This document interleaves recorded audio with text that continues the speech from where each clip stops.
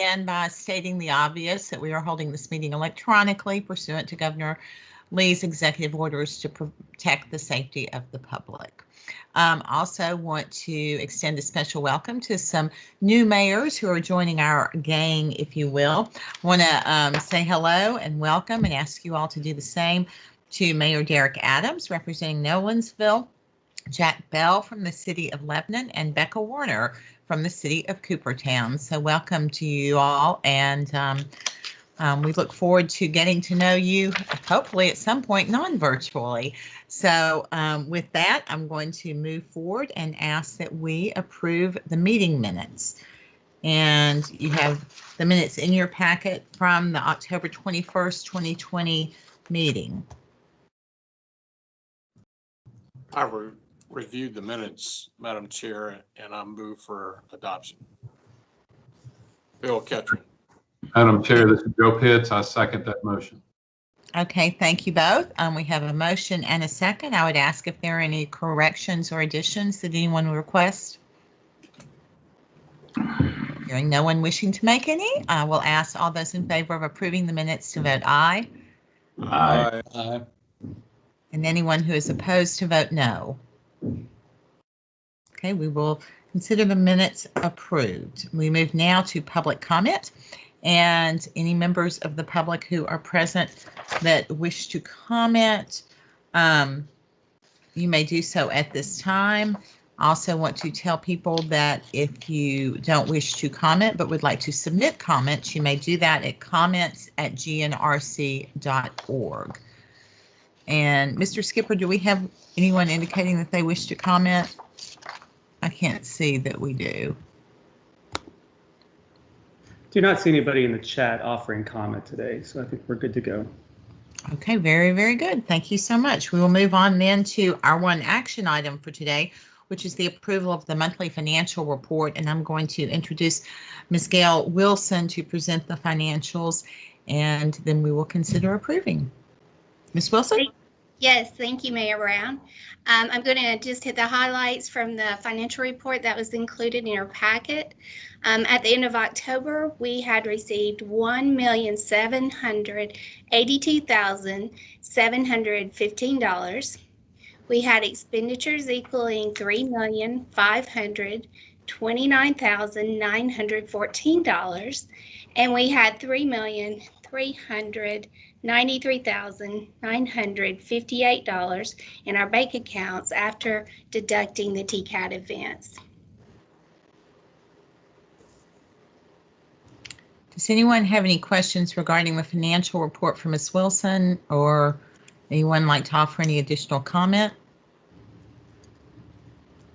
How about a motion to approve? Mayor Callis makes a motion. Madam Joe Chair. Pitts seconds.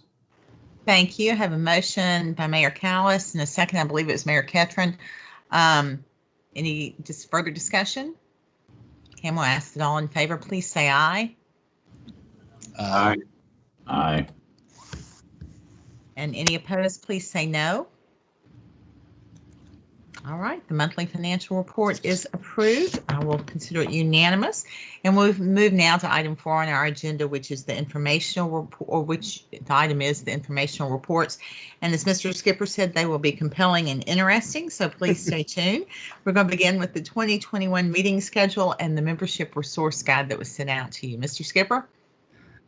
Thank you, Madam Chair. I'm known to exaggerate from time to time, but we'll try to keep it compelling and interesting. The first item on the list for you all is a look at the 2021 meeting calendar.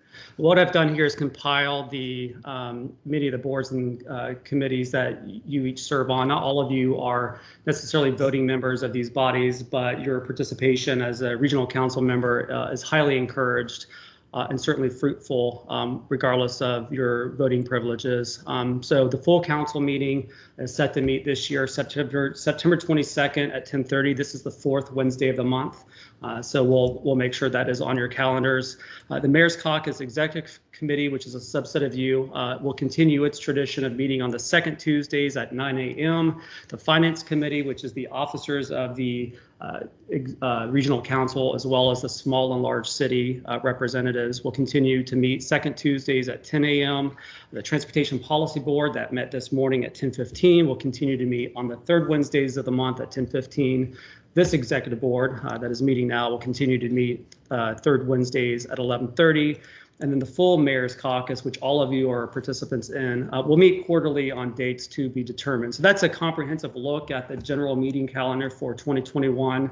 The specific dates for this board's meetings are included in the packet, as well as a little bit more narrative that explains the role, purpose of each of these bodies.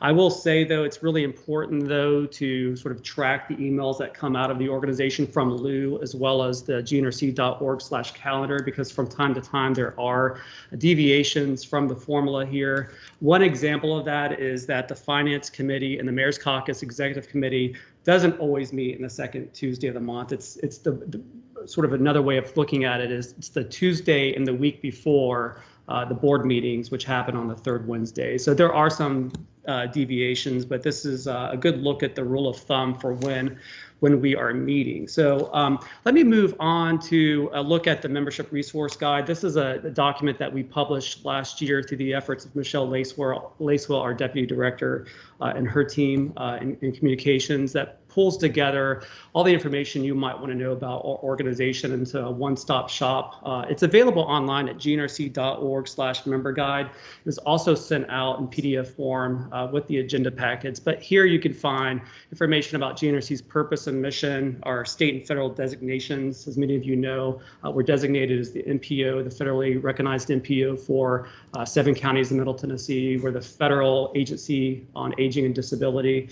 We're the federal economic development district. We're a state development district. So we've got various roles that we play in a formal sense that convene local elected officials to make policy and award funding from state and federal programs to infrastructure and social services. And you can find more information about that in the guidebook. You'll also learn a little bit more about the organizational structure in terms of the leadership of the board, as well as the boards and committees that nest within, and then the staffing organizational chart, information about our programs and services, our budget and funding, and then you'll get access to staff leadership and their contact information organized by department and topics so that you can easily navigate our organization. So I just want to plug this resource. It's freshly updated for 2021, gnrc.org/member guide. And again, if you ever get into a bind and need to know anything about our meetings, gnrc.org/calendar will always have information about what's upcoming and any links that you need to have to access packets and the virtual meeting credentials. So with that, I'm going to turn it back over to the chair, and I'll stand by for any questions you might have. Does anyone have any questions for Mr. Skipper? Okay, if not, we will move on to item B under 4, which is an update on the COVID-19 Recovery Loan Program. And for that, the Director of Economic and Community Development, Ms. Angela Hubbard, is going to present. Ms. Hubbard. Thank you, Mayor Brown, and good morning, everyone. For those of you that were at the October board meeting, if you recall, we presented the revolving loan fund plan for the CARES Act money to create a new lending program for businesses impacted by the pandemic. And we are happy to announce that we opened that program on December 1st. And I believe in your packet, and that was in the previous screen, was some of the materials that we created to publicize the opening of the program. But just to give you a refresher for those that were there in October and an overview for our new folks, this money was appropriated under the CARES Act that passed in March of 2020. And funding is passed through from the U.S. Department of Commerce to the Economic Development Administration directly to GNRC because we have an existing revolving loan fund. These funds are to assist small businesses throughout our 13 county development district. And we are looking for businesses is specifically impacted by the pandemic, and I'm going to review with you what that means. And the maximum loan amount is up to $250,000. And the amount that we were awarded was $2.49 million to capitalize that revolving loan fund. And if you recall, we also amended our existing revolving loan fund plan to make it open also in the extent that which we hope we spend down this money, we can also tap into that other revolving loan fund. Next slide, please. So one of the great benefits of this revolving loan fund is that the federal government waived 3 requirements that we typically have to have with our revolving loan funds. And one is this program will be interest-free for the first 24 months. After that, it will be a determined low interest rate fixed for month 25 through the maturity of the loan. The second is most businesses typically have to go to a bank to leverage additional capital. In this instance, that is not required, so they can come directly to GNRC. And then the third thing that the federal government waived was that businesses do not have to demonstrate that credit was not otherwise available. And one of the things that we determined to do in our plan was not impose application or upfront fees. We want this to be an accessible program for those businesses that have been impacted by the pandemic. Next slide. So we do have some basic threshold criteria. Of course, the business has to be located in one of our 13 counties. It must meet the definition of a small business, and we're deferring to the standards developed by the Small Business Administration. These are not the same for every business. You have to make determinations on what your business type is. So there's a website that we provide to anyone that's wondering if they qualify, where they can walk through that determination. This is for for-profit entities only. How do you, as a small business, demonstrate evidence that you are impacted by the pandemic? And believe it or not, we are actually seeing new businesses come online, which is refreshing. So not every business in our region has been impacted. So this is just for those that have had economic injury. So one, the business needs to have existed prior to March 22nd, 2020, and that is when the emergency declaration was imposed. Then they have to demonstrate an evidence of loss in revenue or increased expenses due to the pandemic. They also have to have a business plan for their recovery, as well as a plan to create or retain jobs for the next 3 years. Next slide, please. So even though we want this to be a very accessible and open program for small businesses, we must still have prudent lending requirements. So these are some of the minimum credit considerations. There must be a minimum credit score of 650. Again, the ownership must stay the same since the disaster declaration. We're going to be looking at debts owed over the past 30 days and what's past due. We would not be funding any business that has a judgment, bankruptcy filing, state or federal tax filings, or any of those issues. No prior losses to the federal government. But one of the great things about this program, though, is that it's not just a you enter in your information and there's a computer or an algorithm spitting out whether or not you're approved. We have great folks on our small business lending team that are going to be working hand in hand with any small business that's interested to help them walk them through all these steps. So there's real life people they can talk to, and if they've got any questions, and take all of these different circumstances into consideration. Next slide, please. So we do have this program open to any eligible small business throughout our region impacted by the pandemic. We have done targeted outreach to certain industry sectors, specifically those in accommodation or food services, arts, entertainment, and recreation, hospitality, as well as minority-owned, women-owned, and service-disabled, veteran-owned businesses. And the reason why we are targeting these businesses is that data is coming back that these are some of the most impacted sectors of our regional economy, and also among the last that are going to recover. So we wanted to make sure that they know that this program is available. Next slide. So here is what they can use the funds for. They can acquire equipment or machinery. They can acquire or renovate or construct an owner-occupied commercial real estate building. They can use it for working capital. They can provide training as long as that training is specific to their recovery effort, and any project-related professional fees such as closing costs and things like that. What is not eligible, and you can see there's a range of things. Primarily what's not eligible is anything that's not directly related to operating or making that business more viable, such as, and we're not allowing refinance. You'll see that we do have a bullet that we will not be duplicating a federal loan. So if a business has received any assistance through the federal government, whether it's the PPE or the emergency disaster loan, if it's for the exact same purpose, we will not fund them for that. And we've partnered with the SBA, who will be checking to verify whether or not a small business has received any federal assistance. If they've received it for example, if they're applying to us for an equipment purchase, but have you obtained a federal loan, for example, working capital, that's not the same purpose, and that would be eligible. Next slide. We have a lot of required information, just like any kind of loan program.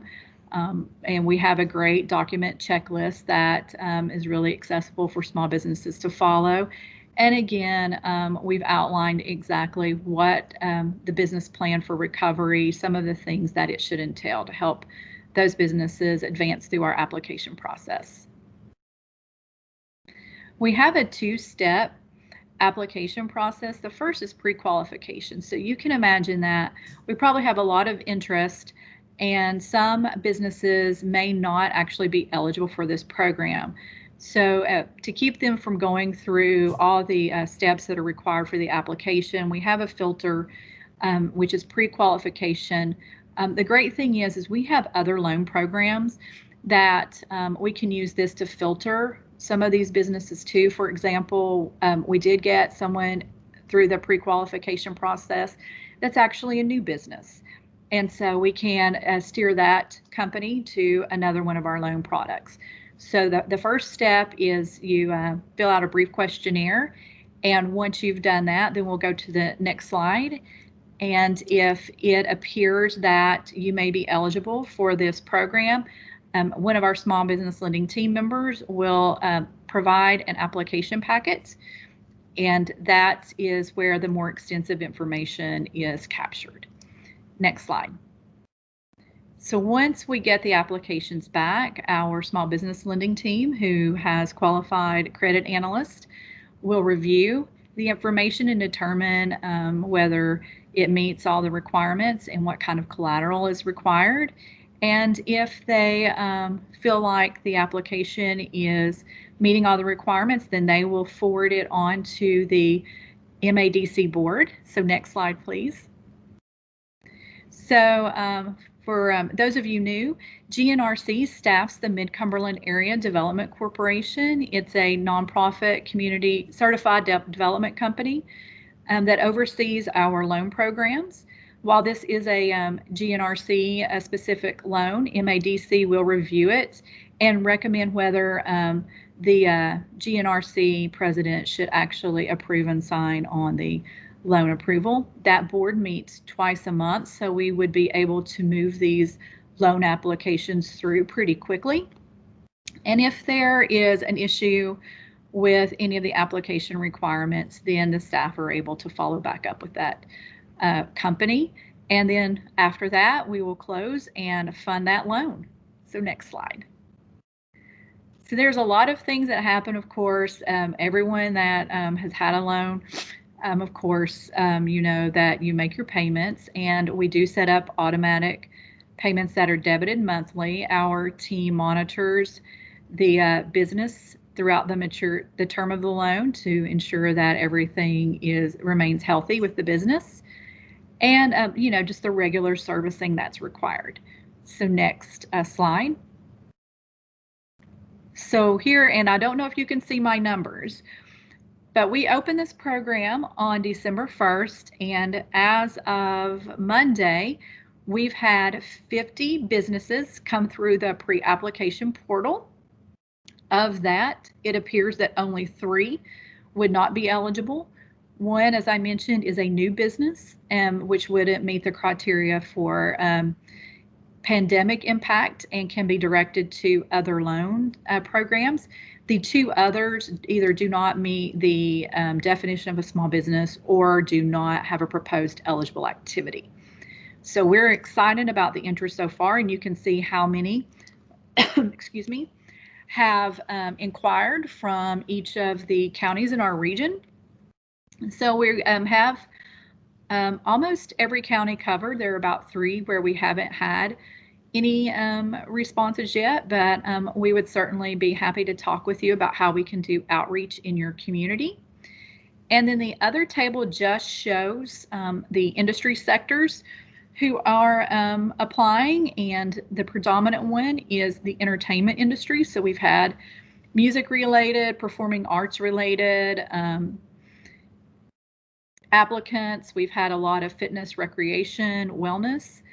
Of course, we've had some hotels. So you can see that we're hitting those target sectors that we indicated previously, the ones that have been heavily impacted and will take a while to recover. So with that, I think the next slide is the additional information. So we have Rhonda Smith with our small business lending team.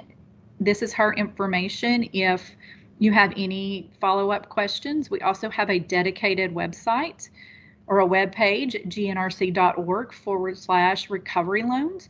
And there we have a fact sheet. And I will mention that the application is available electronically if folks would like to complete it that way rather than just having to complete it in writing. So hopefully that will make things a little more convenient in this virtual world. So with that, I'm happy to take any questions. Rhonda's also on the meeting today if you have specific loan questions. And we thank you for your time. Thank you, Ms. Hubbard. Does anyone have any questions? How much money is left in the bucket? Pardon, how much is in the bucket? How much is left? Yeah. Yes, we haven't received any completed applications back, so we still have the full 2.49 million. Thank you. You're welcome. Mayor Brown, could I ask a quick question? Absolutely, Mayor Angie, Moore. I'm curious how you're communicating this to each county and each community. And how can we communicate that, help you communicate this information like to our chamber? Certainly, we did. We have a large email distribution list where this information and the information about the webinar was communicated out. We did communicate it to area chambers, area county and city economic development folks, tourism agencies. Of course, we will be doing this on a regular basis. We will be pushing, I believe Michelle also did a press release that she sent out to everyone. And, but we are planning to do a marketing push quarterly, although you all are welcome to invite us to speak to any local organization. We're glad to do that anytime. And we also plan to hold our informational webinars at least quarterly so that we can get as many folks into this program.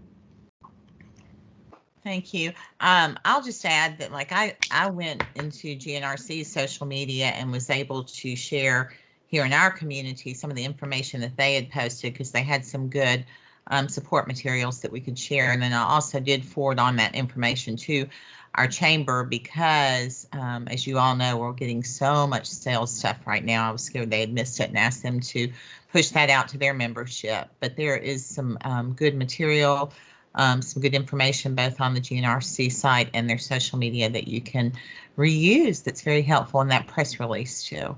Any other questions for Ms. Hubbard? All right, well, thank you so much. Thank you guys for doing this. This is going to be really meaningful to a lot of businesses, hopefully help them be able to recover and ultimately thrive again. So I'm excited about it. So now we're going to move on to item C under number 4, which is the COVID-19 Mobility Trends Report. And for that, I'm going to introduce the Director of Research and Analytics, Mr. Max Baker. Thank you, Mayor Brown. Good morning, members of the board. If there's one thing that 2020 has given us is a lot of questions. I think some of them are easier to answer than others, but undoubtedly since the first case in Tennessee, March 5th, we have seen an incredible change in behaviors, both mobility and non-mobility related. Today, I'll present some information that tries to answer some of these questions. Some of them have to actually look at several different data sources to kind of tease it out. But hopefully this will be informative, and if you have any questions at any time, feel free to interrupt. Next slide, Michael. Some of the topics that I'll be talking about today are the impact of the grand experiment of telecommuting and what that looks like on a massive scale, the increased deliveries to people's front doors and how that has changed the way that we shop and receive goods, the effect on transit ridership, a change in tax revenue collection and how that may impact the way that we invest in transportation, improvements to the environment, specifically air quality, take a look at the impacts on safety, specifically crash severity, and the increase in active transportation being walking and biking, and some of the safety concerns that we've noticed with that. So a lot of the information I'll be showing today comes from 2 major sources. One of those sources is out of the University of Maryland's CAT Lab, and this information is a data aggregator of cell phone data, and they have processed it so that we can start to understand the behaviors that are happening with folks around the nation and within specific counties. So the next series, or the series of slides that you'll see here, will hope to compare what was going on pre-COVID, what was happening in the thick of the stay-at-home orders, being that middle portion there, mid-April, and then our most recent data at the time, which was mid-September information. And this information actually is updated fairly consistently. We should be getting November's numbers in shortly, and I'm sure that they will see a fairly drastic change from what we were noting in September. So we'll keep you up to date as far as getting new information.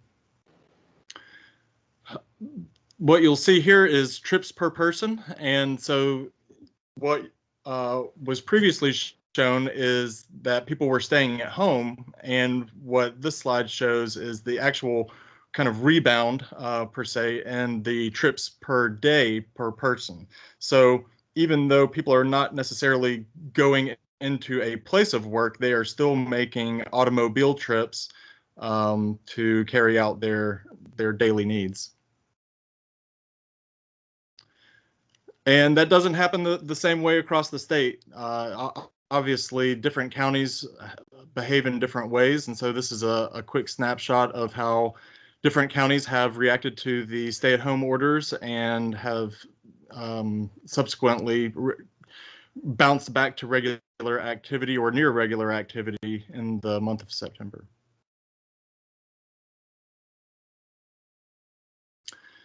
So these graphs seemingly don't show a lot of change. You do see the mileage, that middle graph, showing that when people are traveling there during the April months, March, April, May, you were seeing less miles traveled, indicating that they probably weren't taking those spring break trips. But the most interesting graph here is the one on the bottom. And so from left to right is your months across time and the work trips per person over time. And what you'll notice is once you get over there to about August, we drop a day. And we're not certain that this is changing the traditional work week for everybody, but what we think is happening here is the people that are going into work are those essential workers.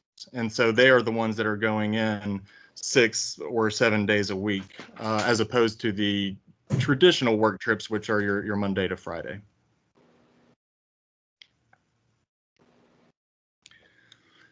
And so this is my shameless plug for our GNRC dashboard. This is our attempt to look at the case numbers and the death numbers that have resulted from the pandemic in the Middle Tennessee region and how that can be related to the mobility of folks. So what you see in the top right corner, and Michael, if you'll advance to the next slide. This has been blown up and focused in for just Davidson County. You'll see the mobility data. This comes from Google, and it is a data point of the amount of time that your cell phone is spending at a particular location. And so what you see here is the baseline being 0 and then percentage more than normal or pre-COVID conditions, and then negative, which is less than normal compared to pre-COVID conditions. And so that dark blue line is residential. That's people staying at home, obviously a large spike, and then has slowly returned from those everybody staying at home, but is still not back to pre-COVID conditions, which is no surprise. What might be surprising is the immediate rebound over the summer and somewhat leveling off of time spent at other locations, being retail and recreation, workplaces, and in particular transit stations.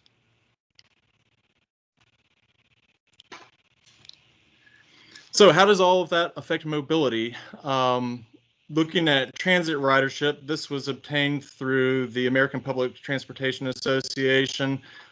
This is information comparing MTA's ridership numbers to the national average. And as you can see, things prior to COVID, they were overperforming, right? They were getting more ridership than was expected or what that baseline was, and then did hit a dip, but has seemingly returned back to what is the new normal during the pandemic conditions.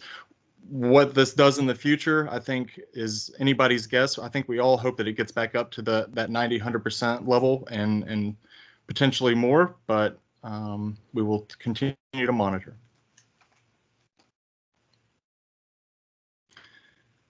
So this slide shows the peak hour congestion. So it's afternoon congestion. On the left-hand side, you'll see what conditions were September 2019, 5 o'clock in the afternoon.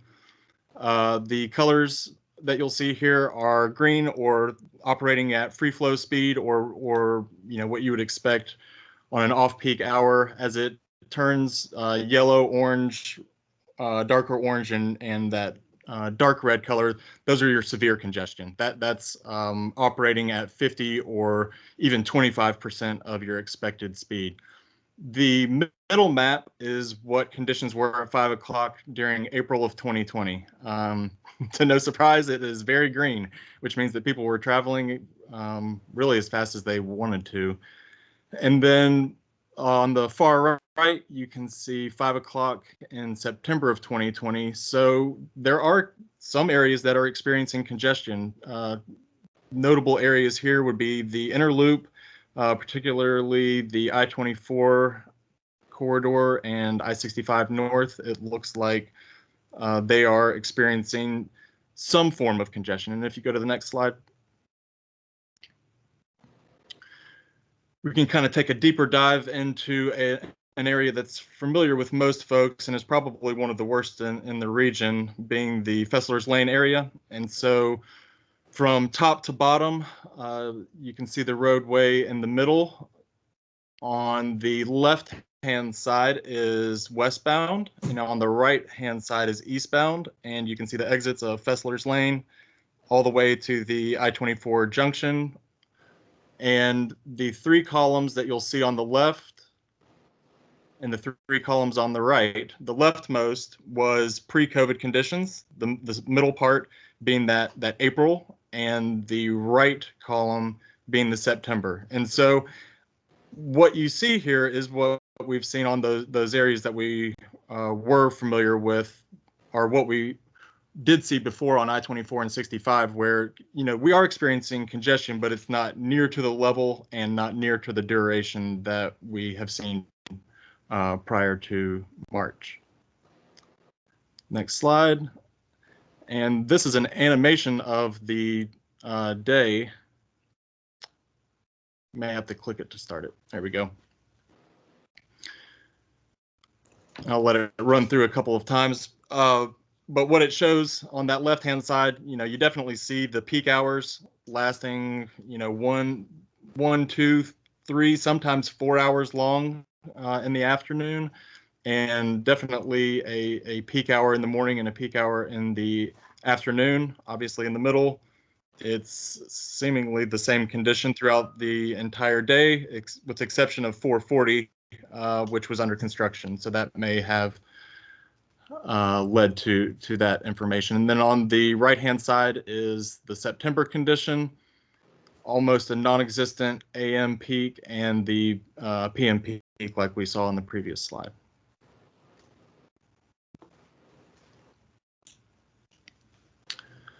So the next slides I'll go through very quickly, but the gray that you see on the graphs are the pre-COVID condition.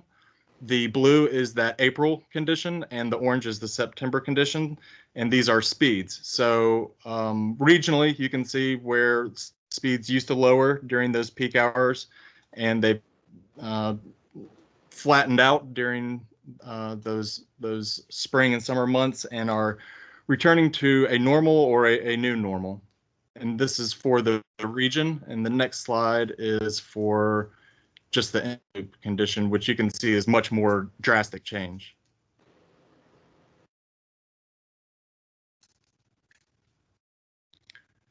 The next 2 slides get at consumption. This is something that I'm sure most of the board members are interested in. And so this is cell phone locations that are at places of business.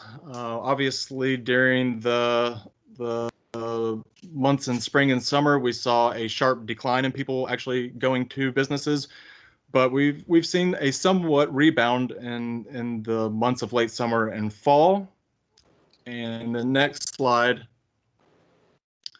is a recent report from University of Tennessee's Boyd Center for Business and Economic Research, indicating local option sales tax revenue. And we have actually seen growths in all Tennessee counties outside of Davidson, and it's not maybe as high as we would have expected it, or would have expected it to be prior to March. But I was amazed to see that it had grown to the extent that it had. And one of the notes that they found in the study that I pulled this figure from was that they attributed it to the destination-based sales tax coming from online ordering being accredited back to the local jurisdictions. The impacts on air quality, what you see in the gray is the 20-year historic high and low. From left to right is the point in time from last December into this December, and the air quality values, the green values being acceptable, the orange nearing, and the red is exceeding those ozone action days that we're familiar with. And as you can see, the air quality this year has been significantly better than in years past. I don't know if we can attribute all of that to mobile sources. Some of it probably has to do with stationary sources and some of the cutbacks in manufacturing, but it is an interesting impact of the pandemic nonetheless. This is one of the data points that was extremely eye-opening to us. The impact on roadway safety. I'm sure that a lot of y'all have been out on the roads and noticed that folks are driving faster, and may have noticed that there's less people out there and would assume that there would be less crashes. And to all of us, you would be correct, but there's a little bit more than meets the eye on this. Next slide, please.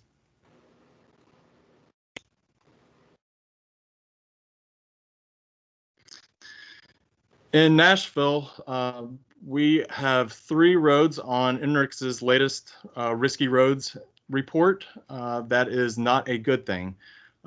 We have had 12,015 collisions citywide, and those collisions are actually less than they were pre-COVID condition.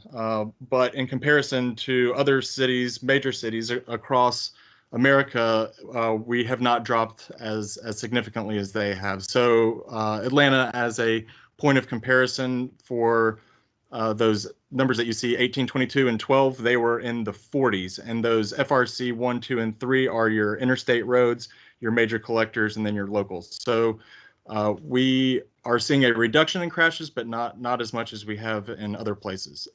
As it gets to specific facilities, I-24 in Davidson and Rutherford County have seen the 11th most crashes on a particular segment in the nation. And it is one of 32 segments that was identified by INRIX that has actually seen a condition degradation since COVID. So it's getting worse throughout the pandemic, whereas most segments that were studied were actually getting better in terms of total crashes. The risk rating for I-440 was one of the 10th, or was the 10th riskiest in the nation. So both of those are not good high rankings to be on. And hopefully the 440 will change as a result of the construction that was recently completed. So, like I said, the collisions have actually decreased, and so the way to interpret this map is the top line is the historic average, so 2017 to 2019 average of crashes, cumulative crashes, and the bottom line is 2020. So you do see that significant decrease in total crashes. And the next slide is the part that is the unwelcomed part, and that is the increase in severe crashes. And what's shown on this graph is for non-motors. So this is particularly bicycles and pedestrians, but it's also true of non-motorists. I just did not have the graph to prove it. And so what you see here is less crashes because of the less vehicles, the less exposure on the roadway, but an increase in the severity of crashes that are occurring. This is likely due to the increased speeds that we noted in the earlier slides. And what was very curious was the extreme uptick in crashes soon after the Halloween holiday. So as daylight savings time and the fall months are upon us, we are seeing even more severe crashes for non-motorists. Next slide. And so how has this impacted active transportation? One of our data sets, our data partners, Strava, if some of you are familiar with it, it's a cell phone application that tracks active transportation activity. Folks use it when they go on bike rides or walks, hikes, but it also, tracks your information throughout the day. And this shows the number of trips in 2019 compared to the number of trips in 2020. Obviously, you've seen a great increase in activity since the April month, and a significant change in the types of users, being more local users in 2020 than it was in 2019, likely in Davidson County, which is shown here, due to just less visitors coming to the county. And then on the next slide is a comparison to Stewart County. You see somewhat of the same pattern of usership, except for during the summer months. My guess is those are folks going to the Land Between the Lakes area, and it's a similar split between visitors and locals that you would have seen in the year prior. So with all of that said, a quick overview of some of the information and data points that we are continuing to monitor and hoping to establish what our new normal might look like, and making sure that we are well equipped to address any of the changes that may be a result of the crazy year that is 2020. Thank you for your time. Thank you so much, Mr. Baker. Does anybody have any questions? I know we all appreciate that very in-depth report. Very interesting. Let's see, Mr. Skipper, was there anything you wanted to add to what he had to say? I had a few remarks, but I'll just put it into my staff report at the end. Okay. All right. Well, now we're at the chair's report, and I just want to say to you all that I so appreciate your engagement and your participation this year with this organization, because I know you've been pulled 1,000 different directions. I admire, I respect, I appreciate the opportunity to work with each of you, and I do hope you have a very happy holiday season. Actually, find something to celebrate for Christmas, and I think we all together can look forward to a better 2021. I also want to extend my thanks and admiration to the GNRC staff, because you guys have adapted and adjusted at every single turn, and that's not been unnoticed. So we appreciate the support that you have given to each of us and each other, and wish the same for you. Some joy this holiday season, and of course a far better 2021. That would pretty much conclude my report, and with that I'll go to Mr. Skipper for his. Thank you, Madam Chair. I know we're coming up on time, so I'll be brief. I do want to thank Angie Hubbard and Max Baker for the information they shared today. And just to remind you, I know it's a lot of information. Sometimes we share these PowerPoints at the meetings, but they're really intended to sort of incite curiosity in your minds and force you to ask questions and reach back out to us for details. And so in both cases, I know that was a lot. We'll follow up with the slides, but you now know Ms. Hubbard, and you now know Mr. Baker. So if you have any questions about what they've asked or what they presented today, I encourage you to reach out. There's so much analytical capability within our organization to track down answers to questions that you might have that are beyond those that were addressed today specifically. Couple of reminders before we wrap up. One is, if you haven't done so already, please take those 2 surveys that we've mentioned a few times. These are in the email that Lou sent out with the agenda packet. They're also posted in the chat.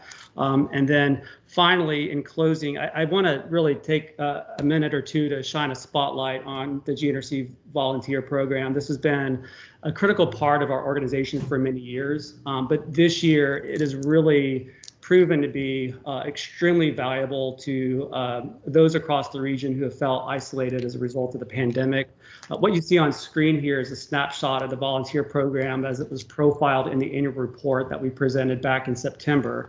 And then what you have on screen here is a look at the volunteer gateway at gnrc.org. You can get to this at gnrc.org/volunteer, but it's sort of a one-stop shop for volunteering opportunities that we're providing.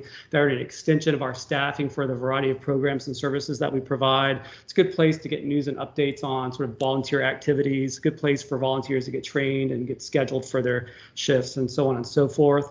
But what I want to do, really all set up to give a big shout out to Rebecca Nofi, our volunteer coordinator at GNRC. We hired her about a year ago, I'll say. I know that's probably wrong. I'm not very good at estimating timeframes in long, but Rebecca's probably one of the biggest hires we ever made as an organization, and she's really transformed our volunteer program from one that was what I said earlier, an extension of our staff, to one that's now just really a community engagement activity. It's a way for us to be better connected to the communities that we serve and allow your members, the members of your community, to be involved in the things that we're working on regionally.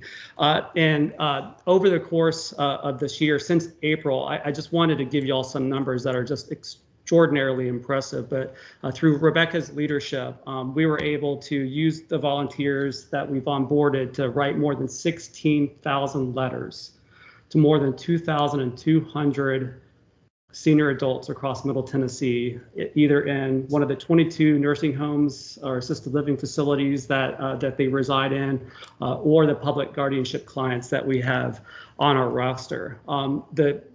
It's been so popular and so well received by those older adults and even the volunteers that participate in that program that we're going to continue this monthly.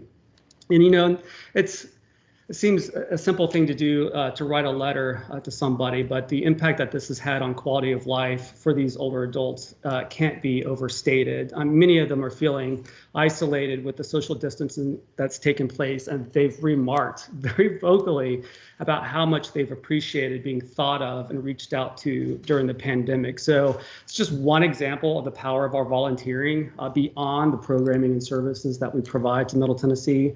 And I encourage you to learn more about these opportunities and even come up with your own opportunities. This is a gateway for opportunities that you might have in your own community that we can promote and recruit and get volunteers trained. So again, gnrc.org/volunteer. And a shout out to Rebecca Nofi, our volunteer coordinator. With that, I just want to wish everybody happy holidays. I'm looking forward to 2021. I know it's going to be, a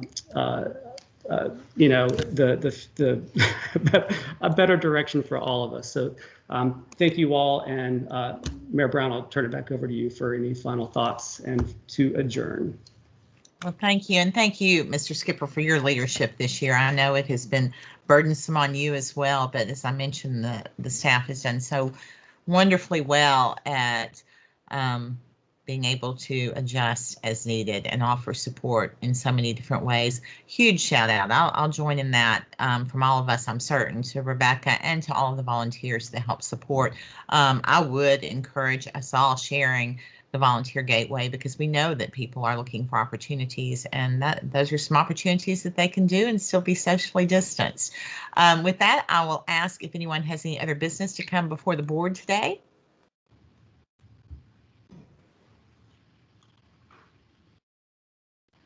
And I am guessing that we don't, because no one's speaking up. So I will ask for a motion to adjourn. So moved, Madam Chair.